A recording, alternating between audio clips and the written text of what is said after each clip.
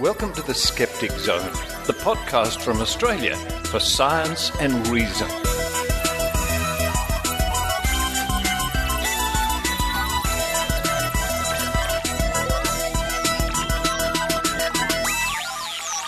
Yes, it's the Skeptic Zone podcast, episode number 451 for the 11th of June 2017.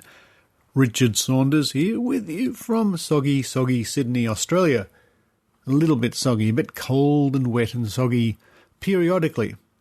Thank you to all those people who have been inquiring about my recent bout of shingles. Much better. I'm very much better. I get the occasional nerve pain across the face and the head, but it's clearing up very nicely. And as I mentioned last week, it's not something you particularly want to get. But I hope in a very short couple of weeks I should be quite well again. Coming up on this week's show, a report with Heidi Robertson, the Raw Skeptic. This week's Heidi is not going to be looking at vaccination issues. She is going to be interviewing astronomer Dylan O'Donnell, who is putting together Star Stuff, a festival of cosmology, astronomy, astrophysics, astrophotography and science in the beautiful town of Byron Bay on the far north coast of New South Wales, which is Byron Bay is Australia's most easterly point. Coming up later on in June, in fact June the 24th and the 25th, Star Stuff's going to have a galaxy of stars, including Dr. Carl Kruszelnicki. A weekend of astronomy in Byron Bay. Find out all about it coming up with the Raw Skeptic Report to kick off this week's Skeptic Zone. And of course, if you're going to Star Stuff in Byron Bay and you might want to rush to the website and buy your tickets after hearing this interview with Dylan O'Donnell, be sure to say hello to the Raw Skeptic herself, Heidi Robertson, who will be attending. Following that, it's a little item that I noticed appearing on the website of the Health Spectator by Edzard Ernst, listing a group of worldwide health organizations from many countries, listing their official responses or their official statements regarding homeopathy, the textbook quackery that is homeopathy. Then it's Brew Ha Ha Science from Australia's Science Channel with Ben Lewis, looking at a recent discovery which puts humanity, the evolution of humanity, back about 100,000 years. When I say back about, I mean in time. So it appears that Homo sapiens have been around a bit longer, or quite a chunk of a time longer than we originally thought. That's science for you. That's science for you. Updating, correcting, modifying, fine-tuning. Find out more with Brew Ha Ha Science. Then to round off the show, it's off to a ghost tour here in Sydney Harbour on Cockatoo Island, which has had a varied history for the last couple of hundred years, including at one stage being a prison island. I head out with Lara, Benham, Trish, Hann, Alethia, Stranger Things Down Under group, and we go in search of ghosts. So an on-the-spot, field, night ghost report with the Stranger Things Down Under group. A couple of other things that have caught my attention. I noticed that the follow-up to the movie, the documentary Here Be Dragons by Brian Dunning, Principles of Curiosity, is about to launch. We wish that production all the best. I've seen a sneak peek preview, and my goodness me, the production values are just Hollywood standard, I guess, if that's the standard. It looks sensational, but more about that soon. We'll do a proper review of that movie. Check it out if you Google Principles of Curiosity. And I must relate to you a little note I got from a listener in South Australia, Duncan. Thank you, Duncan, for your note. He reminds me, and it's very worthwhile repeating or reminding everybody, that when I mentioned Maynard last week, and I said, I wonder if he would make a good ambulance driver, of course, what I should have said was paramedic, as paramedics do a lot more than just drive ambulances. They're highly qualified health professionals. And when I say health professional, I don't mean the denigrating, ridiculous title they give to anybody, from naturopaths to iridologists to homeopaths. I mean a true medically trained health professional, paramedics. My uncle, who has been dead now sadly for many years, he was an ambulance officer, but I don't think I ever heard him referred to as a paramedic. Maybe somebody can correct me, but I don't know how long that term has been used. He was certainly a qualified medical professional and a damn good ambulance driver as well, because they have to drive regardless. Anyway, thank you, Duncan, from the South Australian Ambulance Service, for just pointing that out to me, and it's well worth mentioning. I think Maynard does a fine job being a broadcaster. I think we'll let him do that instead of being a paramedic. Well, that's all for me at the moment. I'm going to run downstairs. Going to have the classic cup of coffee, plunger coffee, and Vegemite toast. Out of a jar, a Vegemite jar that has printed on it, instead of the word Vegemite, it says Uncle Rich, which was a gift from my nieces and nephews. I thought that was very cute. Why I enjoy that, I hope you enjoy the Skeptic Zone.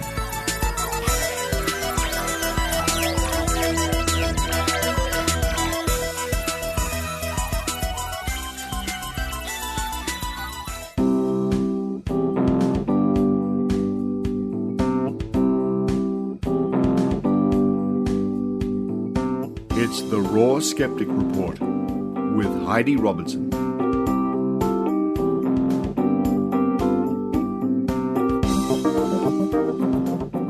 Hello everyone, this is Heidi Robertson from the Northern Rivers Vaccination Supporters. A few weeks ago I heard about an event advertised in Byron Bay in the Northern Rivers of New South Wales, and I have to admit, my brain heard the advertisement as an astrology festival. My brain clearly thought that an astrology event here was much more likely than what it actually was going to be, an astronomy event. After all, Byron Bay and surrounds are quite partial to a side salad of woo, like astrology, with the main course, of course, being a large serving of anti-vaccination sentiment with a garnish of energy healing. I was fortunate enough a couple of days ago to be able to speak with the event organiser, Dylan O'Donnell, and we bring you this interview now and hope you enjoy it.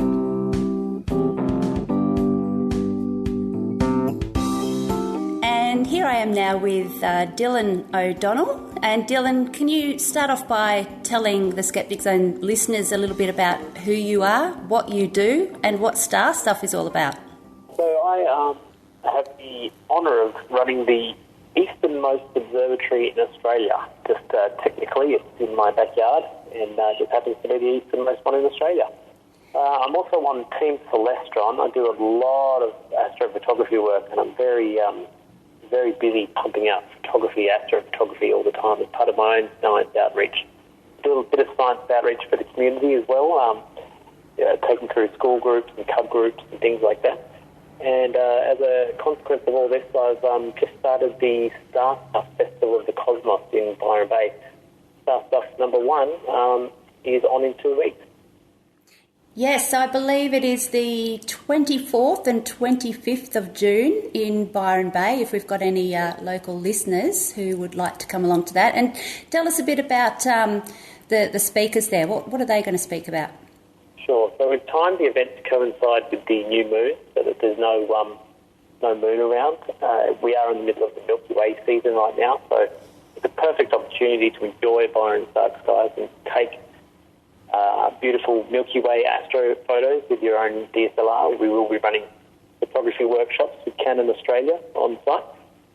But the big draw card, I suppose, is Dr. Carl, who will be heading up a VIP dinner on the Saturday night and presentation with his presentation on great moments in space science.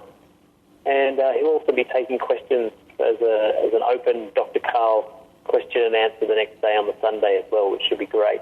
Yeah, really looking forward to that. I've just bought my ticket for the 2 days myself, and fantastic. As listeners know, Dr. Carl's been on the Skeptic Zone a few times now, and he also helped our host, Richard Saunders, with a documentary called The Vaccination Chronicles. So he's a good friend of the show, and I'm looking very, very much forward to meeting him. I'm a bit of a fangirl, I must say. We all are. Now, I'm just looking at some of your photographs online, and they're just amazing. When did you actually start getting into this kind of photography? I actually just walked into a shop about 3 years ago and walked out with a telescope on a whim. And since then, I've been going down the rabbit hole of astrophotography, and I've become fairly prolific, quite obsessive, maybe a little bit crazy, my wife might think. But no, I've been featured on NASA's website, Astro Picture of the Day.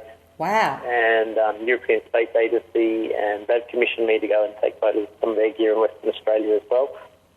I'm quite good at taking a selfie, but as far as looking at the pictures on your online, some of the pictures are just astounding. What you can do these days with the camera equipment that you can get. Yeah, well, there has been a revolution in all industries as everyone transitions to digital, and the photography revolution happened. In the late 90s, early 2000s, digital cameras were starting to catch up to the point where film just fell by the wayside. Now, with astrophotography, this meant that there's a whole other step now with astrophotography, which is the post-processing. So we can now draw out a lot more detail, a lot more signal from our images using post-processing and dark stacking and different transforms and algorithms that we can run over the images, which we weren't able to do before with film.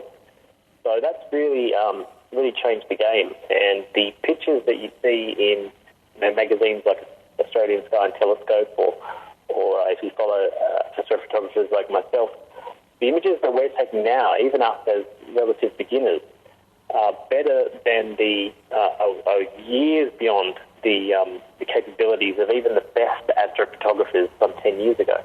It's really changed the game. It's quite incredible how fast it's all progressing, isn't it? So, as far as some of the other speakers go, what can you tell us about some of the other speakers that will be on at Star Stuff in Byron Bay? Look, Dr. Carl obviously appeals to the general public. The rest of the speakers are probably people that your listeners will know. It's a real who's who of astronomy and science. We've got Dr. Alan Duffy, sometimes known as the hottest astronomer in Australia.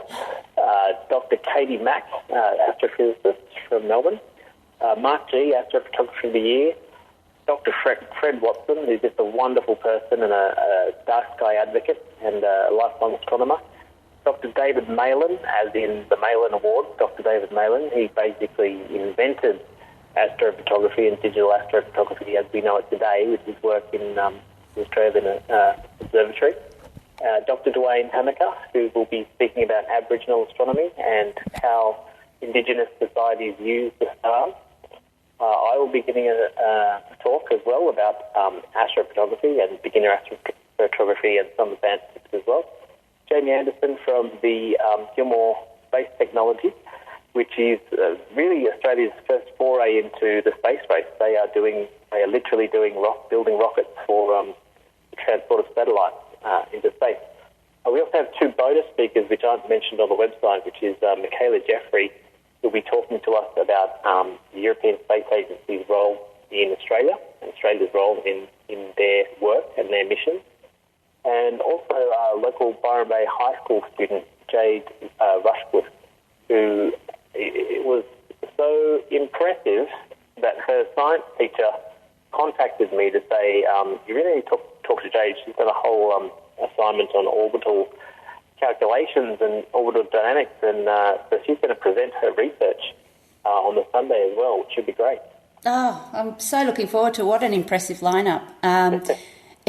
Now, I have to ask, being Byron Bay and a lot of our listeners from previous reports on the Skeptic Zone know that Byron Bay isn't averse to some pseudoscientific concepts at times. Did you have trouble getting funding for this event? So this is all funded out of my own pocket. Wow. And I have a confidence in the event and the audience. We've already sold almost 300 tickets, so it's proven itself. There is a demand in Australia for science and education and entertainment. You know, not everyone just wants to go to the footy or go to a surf festival or whatever. So I think I've proven the case already. But early on in the piece, I did apply for funding with Destination New South Wales, and we were knocked back. And during the feedback process, I got on the phone to them and they went through the assessor's notes with me through our application. And the very first note mentioned that they were unsure whether astrology would be a big enough market for a festival. They had clearly mistaken the whole concept of Star Stuff as an astrology festival. I don't know how they could possibly think that Dr. Carl was going to come and talk about horoscopes. But obviously that made the rest of the application make no sense at all. They even said some of the feedback that was written down was, I failed to see how this event will generate overnight bookings. Now, this is an astronomy festival. People are literally there overnight to look at the stars. You can't go anywhere else. You have to come and stay in town.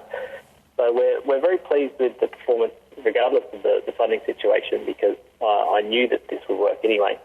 Wow. We've been told that the venue, who Elements to Byron, who do a lot of accommodation and classy 5-star stuff, they have had more bookings from our little science festival than the Writers' Festival, which has been going for decades. Is that right? Wow. Yeah. Well, that's really encouraging, I have to say.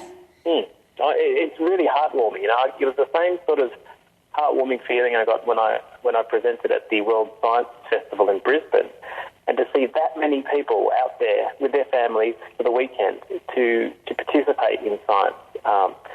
It really was heartwarming. And, 100,000 people came through South Bank on that weekend. So there is a market there that is sort of in the blind spot for the media and commercial TV and all that. I just don't think that it's being recognised just how much of a thirsty audience there is for this stuff.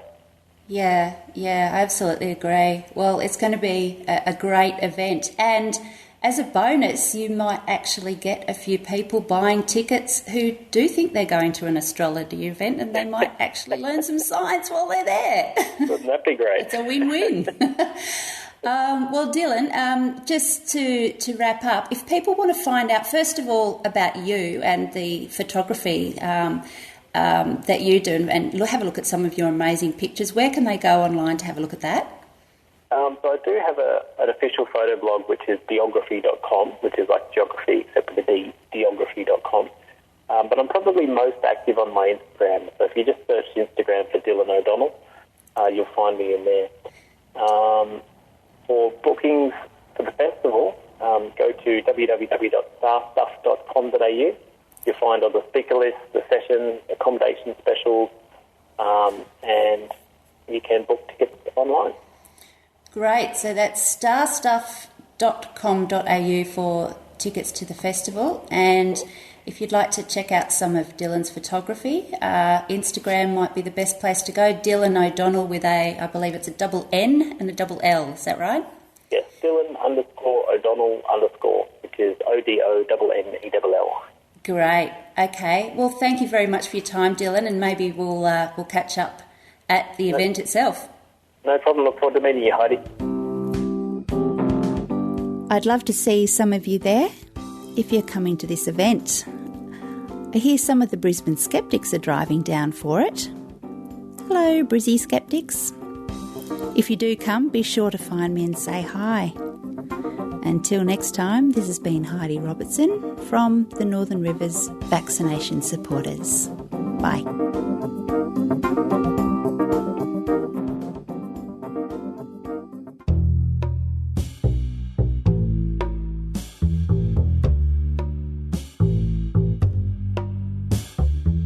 Star Stuff, Festival of the Cosmos.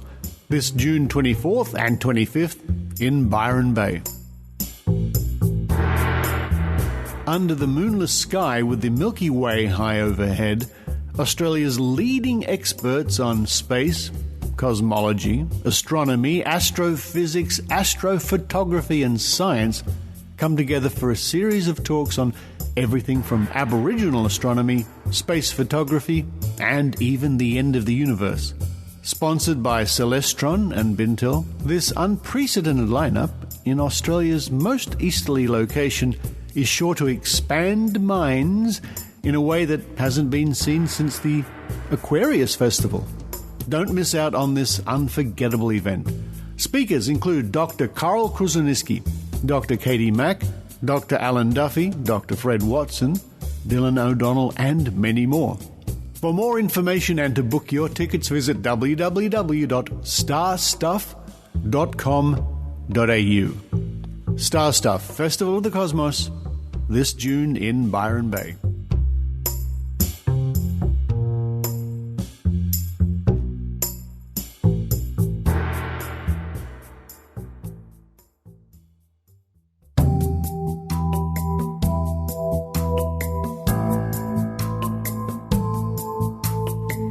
Here's an item that caught my eye over the last week, as reported in the healthspectator.co.uk by Edzard Ernst. The debate about homeopathy is over. These verdicts prove it. A bold headline. What Edzard Ernst has done, he's made a list of 12 respected health institutions from around the world and their statements on homeopathy. So let's look at them. We have number 1.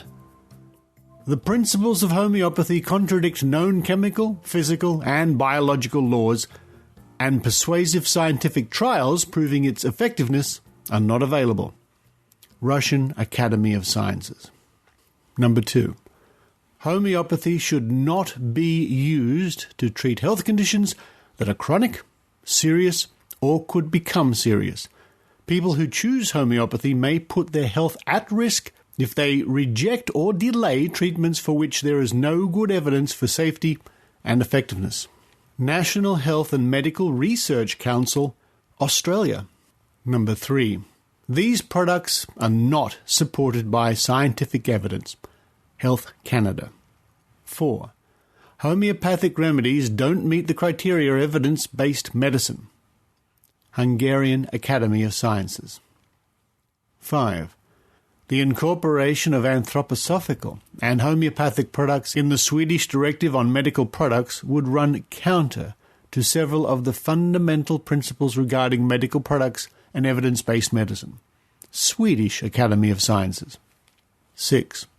We recommend patients and caregivers not give homeopathic teething tablets and gels to children and seek advice from their healthcare professional for safe alternatives.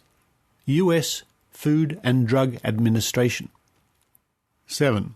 There is little evidence to support homeopathy as an effective treatment for any specific condition. National Center for Complementary and Integrative Health, U.S. 8. There is no good quality evidence that homeopathy is effective as a treatment for any health condition. National Health Service, UK. 9. Homeopathic remedies perform no better than placebos, and the principles on which homeopathy is based are scientifically implausible. House of Commons Science and Technology Committee, UK. 10. Homeopathy has not definitely proven its efficacy in any specific indication or clinical situation. Ministry of Health, Spain. 11. There is a consistent increase in the quality of evidence and the conviction of the scientific community in medicine that homeopathy should be treated as one of the unscientific methods of so-called alternative medicine, which proposes worthless products without scientifically proven efficacy. National Medical Council, Poland. 12. From a purely clinical perspective, the fact remains that there is no valid empirical proof of the efficacy of homeopathy beyond the placebo effect. Federal Knowledge Centre for Healthcare, Belgium. And Professor Edzard Ernst rounds off his little article, and I'll link to this in the show notes. So don't trust me, I'm only a doctor. But surely you must trust this multitude of judgments made by officials who have no axe to grind and merely aim at informing the public responsibly. Homeopathy is neither plausible nor evidence-based. And that report comes to us from health.spectator.co.uk.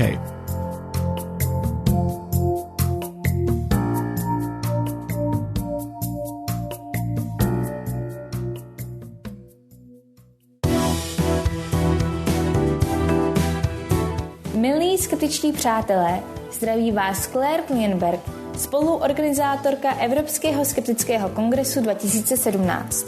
Letošní kongres se bude konat v polské Vratislavi od 22. do 24. září a je mou ctí vás sem pozvat. Přijďte a poslechněte si příspěvky od osobností, jako jsou James Randi, Susan Gerbic, Mark Linus, Susan Blackmore, Scott Linfield a další. Pohovořte o tématech jako náboženství a věda, pseudověda a média, paranormální vyšetřování a další. Pro koupi vstupenky a pro více informací běžte na euroskepticscon.org a nebo nás najděte na Facebooku. Těšíme se na vás! Hello, dear skeptical friends. This is Claire Klienberg, co-organizer of the European Skeptics Congress 2017. This year, the Congress will be held in Wrocław, Poland on September 22nd to 24th, and it is my absolute pleasure to invite you to attend. Come and listen to talks by James Randi, Susan Gerbic, Mark Linus, Susan Blackmore, Scott Lilienfeld, and others. Discuss topics like science and religion, pseudoscience and media, paranormal investigation, and more. To buy a ticket and to get more information about the Congress, go to euroskepticscon.org or find us on Facebook. See you there!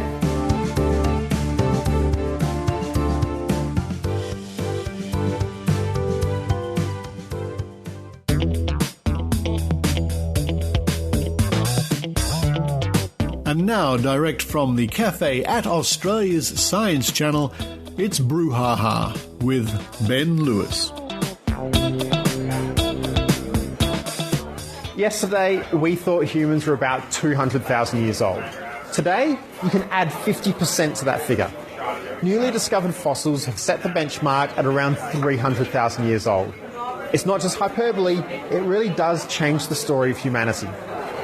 Remains of 3 adults, a teenager and a child were found in Morocco, which means Homo sapiens spread throughout Africa before they left the continent.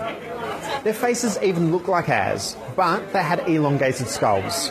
So not only are they super old, but they show us evolution in action. They must have been pretty clever, because they were found with stone tools. Nearby animal remains suggest they hunted large prey. A group plus tools plus animals. It's almost too good to be true. The world 300,000 years ago was very different to what we know today. Homo sapiens lived across Africa, Neanderthals were emerging in Europe, Homo erectus called Asia home, and there were possibly other human-like species. All these species around the world with no knowledge of each other's existence, soon to encounter each other and lead to us today. For more Brew Ha Ha and Australian science, head for www.australiascience.tv.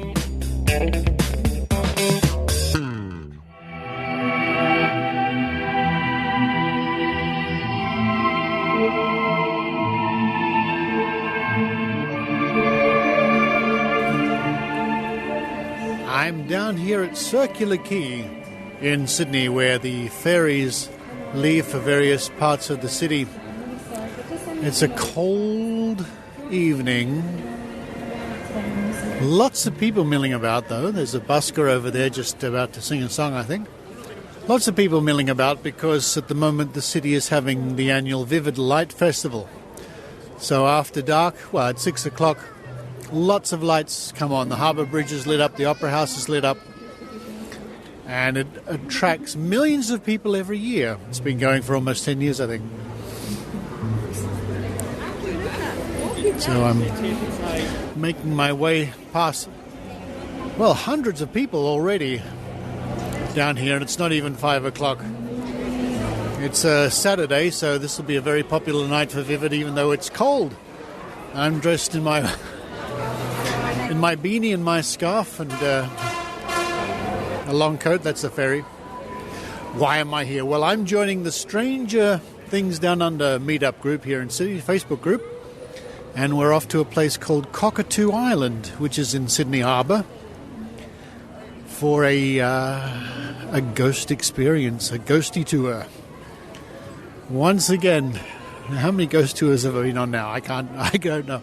I guess I've lost count over the years.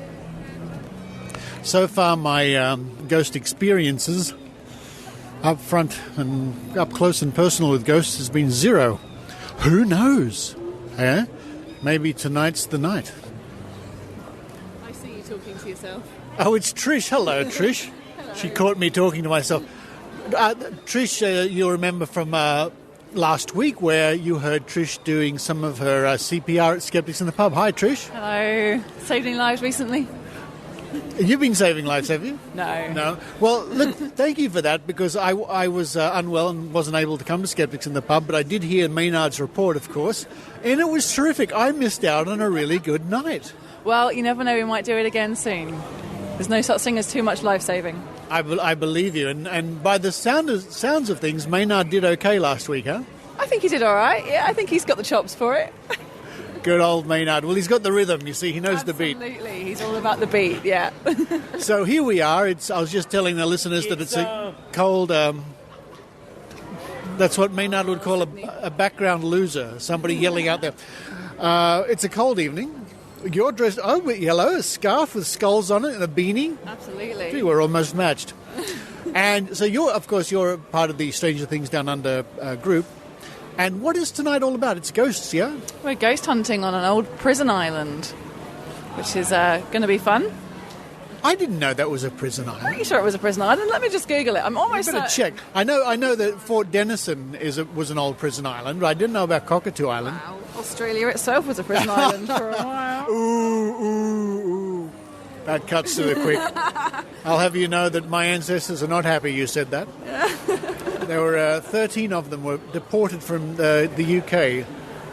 Wow. 13, yeah. Just me, I'm the only one that was deported here. Oh, you were. So we'll check that out. But no, we're waiting for some other people from the group, and we're going to jump on a ferry. We're actually at the right wharf. You see, Wharf 5. That's where they leave from.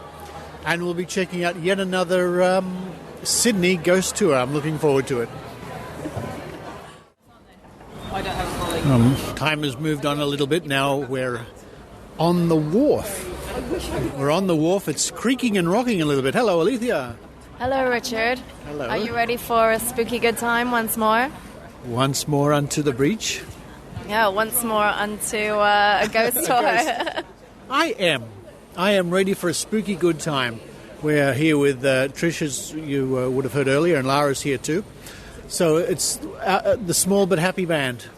Yeah, and I really don't know what to expect this time. I'd done previously we'd done a ghost tour of the rocks, and I'd been through the rocks before on a tour, whereas this time I really don't know what manner of spooks we're likely to expect. Well, you and I are a veteran of a few ghosty tours, of course. Well, the ghost hunt again. Ghost hunt, yes. Now, I'm really looking forward to it. We're just waiting for our boat to come in, as they say. It's like a leather bucket. And here's our ship, our boat. It's a River Cat. Here we go. Gates are open. And we're piling on. I'm working out what size. Over the gangplank.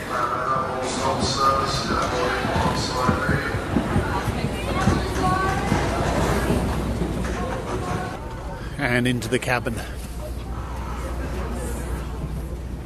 I've lost all the others. Oh, here they are. They've decided, even though it's a cold, brisk night, we're all sitting right up the front for the view. Why not? We're rugged up. Thank you. I'll scoot in here. Right.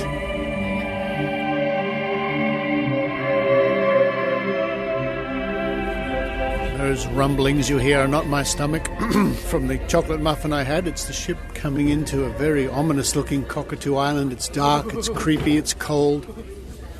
Luckily, Trish is here to save us all. Thank you.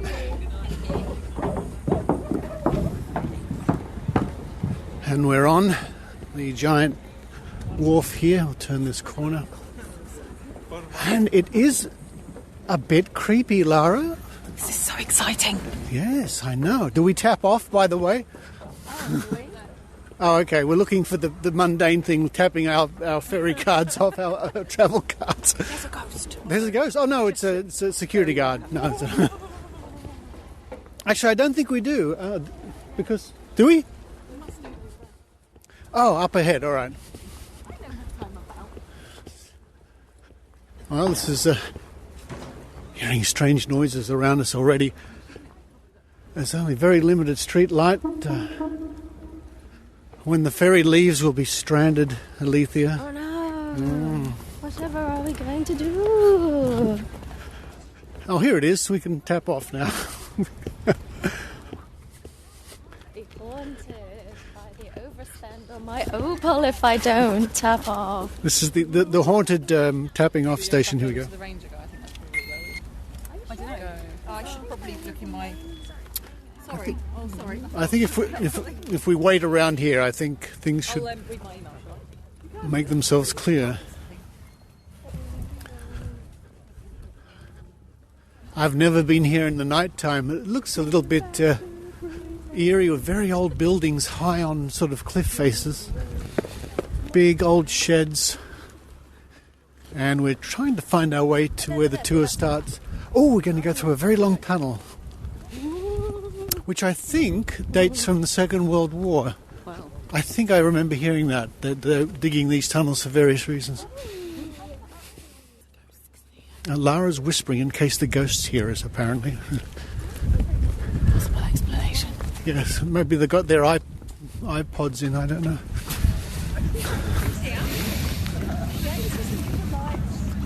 Okay, if anybody needs a torch, I have got a couple of spare ones in my bag. Okay.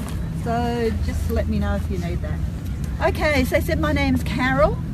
We've got about 2.5 hours exploring to see what we can find, or more likely what finds us, because that's what happens when it gets dark out on Cockatoo Island. You never quite know what's going to happen. We have got a couple of little safety warnings. First, we have got some golf carts on the island. Or did I say golf carts? Ghost carts on the island. We do just have to be aware that if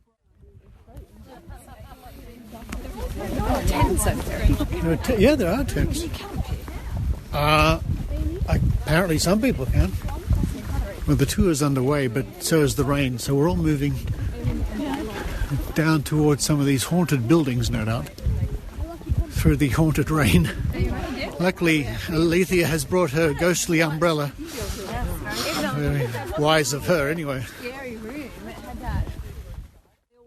in chains. If they were sent out here, they were repeat offenders. So there were people who'd been sent out from Britain for doing something sometimes minor, like stealing a bread roll, trying to feed their family. They weren't educated, they didn't have any sort of job. But if they had a skill, that would be used by the authorities. So this beautiful stonework above the doors and the windows was the work of a convict stonemason and his team called Mr. Swan. Now, Mr. Swan, sadly, was a notorious bully on Cockatoo Island, but we have got a... Oh, we heard a couple of spooky tales just then from our tour guide, which were sort of spooky, but a bit sad, a bit of history, but a sad convict history, really. And we're going around the corner here past these huge buildings here on Cockatoo Island. Well, they're not that big, but they're impressive anyway. The rain stopped, but it's nice and eerie, Alethia. Yeah, the dark night is certainly eerie. It's overcast. The cliffs ahead of us are well lit to cast shadows. And we've just been hearing about 2 convicts that were interned here in the oldie past. In the oldie past, that's right. And we're just coming around beside this building now. My goodness me, we're entering these giant doors and it's like a huge warehouse in here, or the skeleton of a warehouse. Very well lit. I think they have art performances here and art exhibitions. Yeah, the last time I was here was for an island-wide art exhibition where they had different installations dotted around. It's a little bit creepier this time. It is a bit, but the scale is about the size of an aircraft hangar. Not as wide, but as tall. You could fit a space shuttle in here, I think. Talk a little bit about the shipboarding days. Normally we go in here. I don't know why they've got it closed off this evening. Maybe they're a little bit nervous about what might happen in there. When they had Biennale on, there was an artist who was setting up in this area, and she said she kept hearing footsteps. And she got up and she kept looking for people. She couldn't find anyone. She kept hearing footsteps. Broad daylight, middle of the day. And then she started seeing shadowy figures out the corner of her eye. And they were ducking about. Well, we've just been given a talk on one of the dry docks here, which was quite interesting. We're moving around to another dry dock. Stop here, we're not going to go too far down. This looks very impressive in the moonlight. Now, just behind you, this clock tower is more modern history. This is part of the set when Angelina Jolie was out here. They filmed the second half of Unbroken, was filmed out here at Cockatoo Island, and that's part of the set from Unbroken. They also had Wolverine, part of that was filmed out here.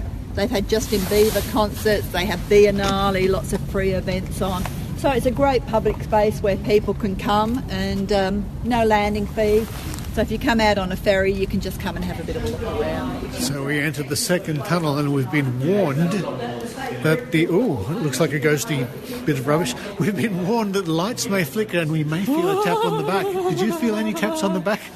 No. No? Yes, you did, because I did it.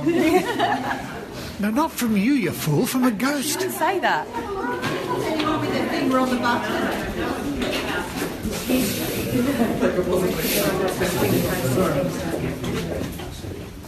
It looks like he's pulled the doors open. He doesn't seem to be there with his finger on the button this evening. That was a ghost called Trish. Now, if you are down the back of the group, just watch out for an old sea captain. He's got... That was pretty good. It's pretty weird. The lights suddenly went out inexplicably and on again. That was pretty creepy. That was actually a really good time to do it because I think we'd all let our guard down.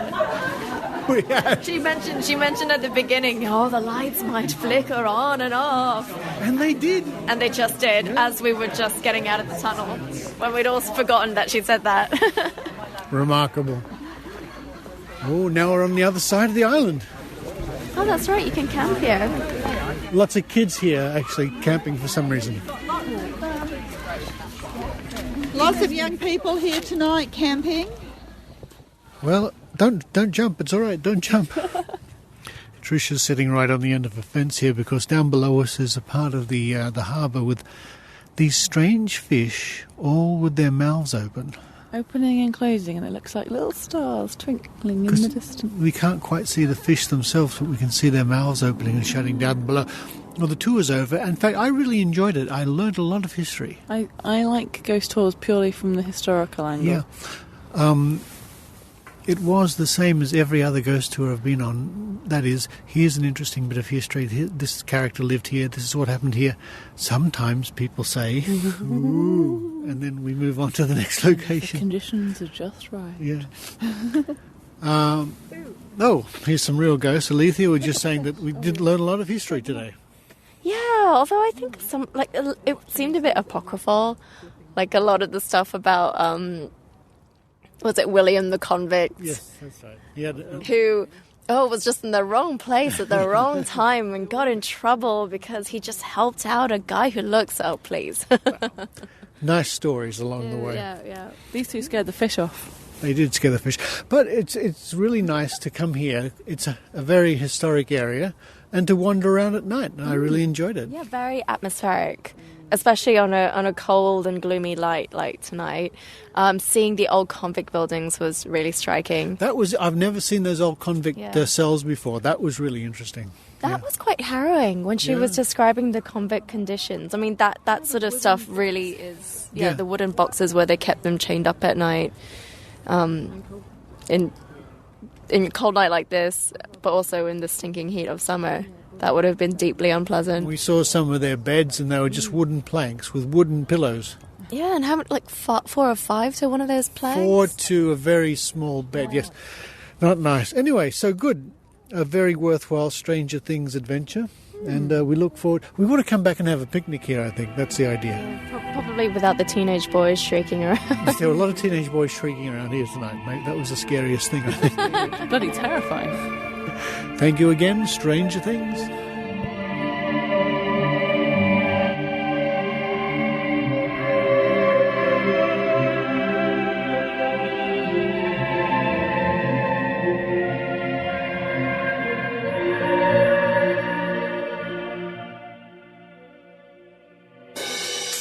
Hi, this is Ben Radford. And this is Pasquale Romero from the Squaring the Strange podcast. Every week, my co-host and I cast a skeptical eye at a different topic. Monsters, ghosts, demons, mysteries, and even current events are dissected and discussed with a fun, unscripted, and skeptical take that you're sure to enjoy. Find us at squaringthestrange.com, iTunes, or on your favorite podcast platform.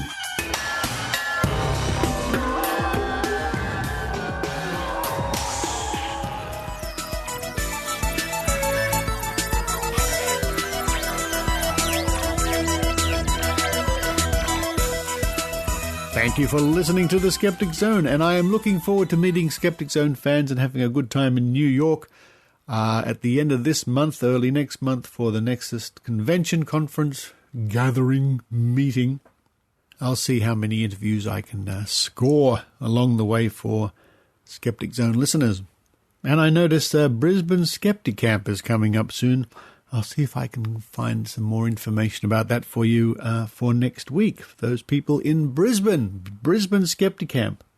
And finally, it was sad to hear that one of my childhood heroes passed away over the last couple of days, Adam West. For me, Adam West is Batman. Pure and simple.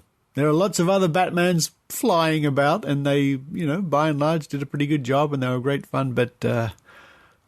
somehow. I saw Adam West once, 9 years ago in Atlanta, Georgia, when I was attending one of the Dragon Cons.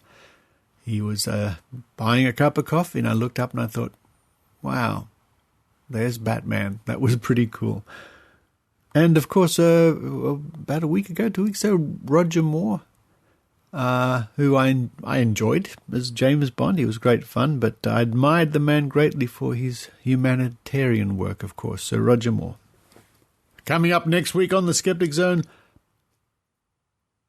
That silence means I'm not sure. What? I wonder. I don't know. I'm curious to find out myself. In fact, you know what? I'm going to download the next week's episode myself just to make sure I know what's coming up. And thank you to those people who've been writing into me and tweeting and Facebooking and who played along with a dice game last week. It's quite popular. So, for all you people who love that game, I have a 10-sided dice in front of me. That's blue, by the way, with white numbers. So I'm about to roll it. So, predicting powers at the ready, everybody. I'm shaking it now, and here we go, 10-sided. 8. All those people who got 8, well done. Until next week, this is Richard Saunders signing off from Sydney, Australia. You've been listening to the Skeptic Zone podcast. Visit our website at www.skepticzone.tv for contacts, an archive of all episodes since 2008, and our online store. Please support the Skeptic Zone by following us on Twitter @Skeptic Zone, liking us on Facebook, and leaving a review on iTunes. You can also show your support by subscribing via PayPal for as little as 99 cents a week. The Skeptic Zone is an independent production. The views and opinions expressed on the Skeptic Zone are not necessarily those of Australian Skeptics Inc., or any other skeptical organisation.